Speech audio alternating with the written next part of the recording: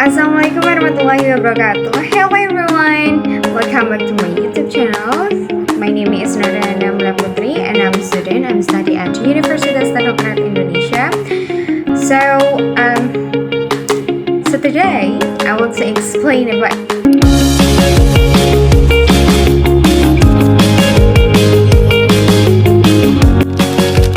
pengertian etika ekonomi. Etika ekonomi adalah cabang etika yang membahas nilai, norma, dan prinsip moral yang mengatur perilaku individu maupun lembaga dalam kegiatan ekonomi. Tujuannya adalah agar kegiatan ekonomi tidak hanya mengejar keuntungan, profit semata, tetapi juga memperhatikan keadilan, kejujuran, tanggung jawab sosial, dan kesejahteraan bersama. Contoh penerapan etika dalam ekonomi: tidak melakukan monopoli atau penipuan dalam bisnis, menetapkan harga secara adil tanpa merugikan konsumen, memperhatikan hak pekerja seperti upah layak dan lingkungan kerja yang aman, menghindari korupsi, kolusi, dan praktek curang dalam transaksi ekonomi. Dengan kata lain, etika ekonomi menjadi pedoman moral agar kegiatan ekonomi berjalan secara manusiawi dan berkeadilan. 2. Pengertian sistem ekonomi. Sistem ekonomi adalah cara suatu negara mengatur dan mengelola seluruh kegiatan ekonominya seperti produksi, distribusi, dan konsumsi barang serta jasa untuk memenuhi kebutuhan masyarakat. Sistem ini menentukan siapa yang mengatur ekonomi, bagaimana sumber daya digunakan, dan untuk siapa hasilnya. 3. Jenis sistem ekonomi. A. Sistem ekonomi tradisional, berdasarkan adat, kebiasaan, dan tradisi masyarakat. Alat tukar biasanya berupa barang, barter. Tujuannya untuk memenuhi kebutuhan hidup, bukan mencari keuntungan besar. Contoh, masyarakat pedesaan yang masih bergantung pada pertanian subsisten. B. Sistem ekonomi liberal, kapitalis, didasarkan pada kebebasan individu dan pasar bebas. Pemerintah hanya sedikit campur tangan. Harga dan produksi ditentukan oleh mekanisme permintaan dan penawaran.